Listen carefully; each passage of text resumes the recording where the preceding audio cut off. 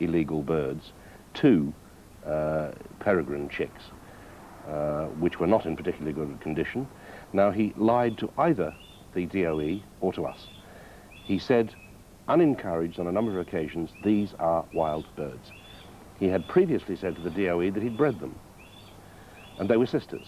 We had the, when we bought them, they were DNA tested. They are not sisters. There's no way they're sisters. So he lied to the DOE. So he's lied either to us in order to get the sale when he thought we were Arabs, or he's lied to the DOE in order to make money. He also said that he has been telling others, apparently, that he's probably off the hook because the rings were cut off the birds. They weren't. We've still got them. Well, that's the kind of person we've been dealing with. Now, this is a man who has great skill with the birds, but has overstepped the mark. What do you think of somebody like him? I can only reiterate what I said earlier. It doesn't matter who it is. It doesn't matter how great their skill is with the birds. If they have taken birds illegally and they have committed offences against the Wildlife and Countryside Act or any other relevant piece of legislation concerning birds of prey, we would hope and indeed be very happy to see them prosecuted and the full weight of the law brought to bear on them. And they'd be straight out the door of the Hawk Ward if they were members? Well, they're not, so it's not a point in question, but yes, indeed, they would. Yes, indeed. I mean, this has happened in the past. It has happened with other people, as you probably know, and they immediately were expelled from the Hawk Ward. Can I pick you up on something you said before? You said, and I agree with you, and I believe you, there is no necessity to take them from the wild. Why then are people taking such risks to do exactly that? She agreed. I don't think there's any other motive that you need to look any further for. It's the same as people shoplifting, it's the same as and very often, you will know from past experience, shoplifters have quite substantial sums of money in their pocket. It's sheer greed. That's what it's about. And they're lining their pockets at the expense of everyone. And it's a totally irresponsible thing to do. We put up as our bait, as it were, an Arab on the basis that... Is that worrying you, Peter? It isn't, no. It's worrying me. No, it's no problem. It's a Stuka duck, fellas. No, you're right. Pick it up any time you like. Okay, all right. Oh, now, come on, Pete. Not a problem, Roger. You're on personal mic, but not a problem. The guy's hovering above.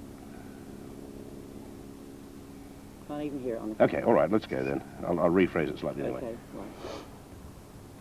But if the average price fetched for a good bird in this country is under £500 for a peregrine, how can you make money out of that? I don't know, I don't do it. You tell me.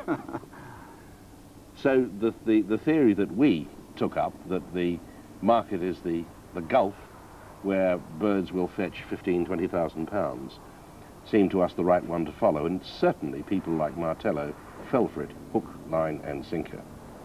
That may be so, but you also know now that that is not the market, because you spent a lot of time looking for a contact out there and singularly failed to find one. No, we spent a lot of time in one part of the Gulf. Right. Well, you will also have and we met a particular person in whose interest it was for us not to find a contact. But we have had success in uncovering a market in another part of the Gulf. Well, I'm really delighted. But that's the only place that's the only place the money could come from, isn't it? No, it isn't. Well, where's the rest of the money? I don't know. I mean, this is the thing that we would be very happy for you to provide us with this information, because with your resources and the amount of time you've spent on it, no doubt you now know where all these birds are going. You see, we don't. And it's always suggested that there is a mysterious Arab in the background.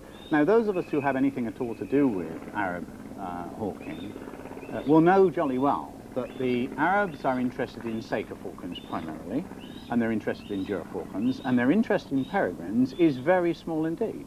And certainly not in ice peregrines, and certainly not in ice peregrines at this time of the year, because you will know from the research you've undertaken that their hawking season doesn't start until October. And young ice peregrines, unlike wine, do not improve with keeping. And so, consequently, I believe you're barking entirely up the wrong tree.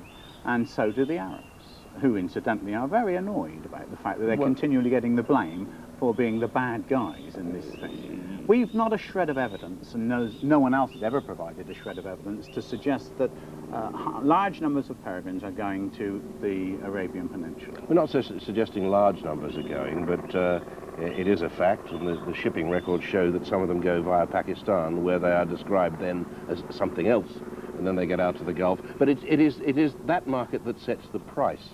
No, it's not.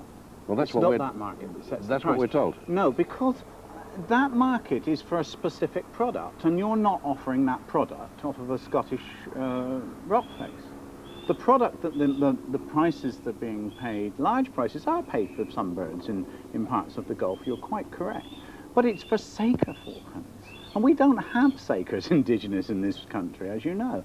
And the Saker falcons, which are taken from Pakistan, or from Iraq, or from Iran, and the peregrines which go into the Gulf, and I've seen them coming in the Gulf with the trappers, are coming in probably from northern Turkey and from Iraq and Iran. They're not coming in from Scottish Aries.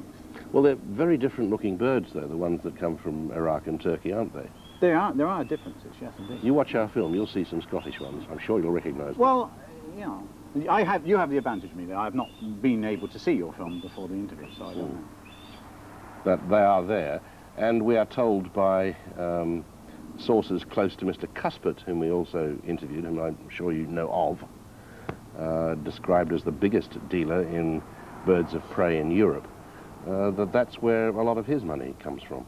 Oh, now, I would not necessarily disagree with you that a lot of money comes from there, but my contention is it's not for peregrines. My contention is that there is also a market for gerfalcons. There certainly is. We've seen both. We are talking about large sums of money which may be exchanging hands for gerfalcons from Europe. But I personally do not believe that you are correct, and neither do a number of other fairly knowledgeable Arab contacts believe that you're correct in assuming that there is a substantial market, or even a reasonable market, in illicit birds of prey from Scotland to the Arabian Peninsula. But then you have to look at the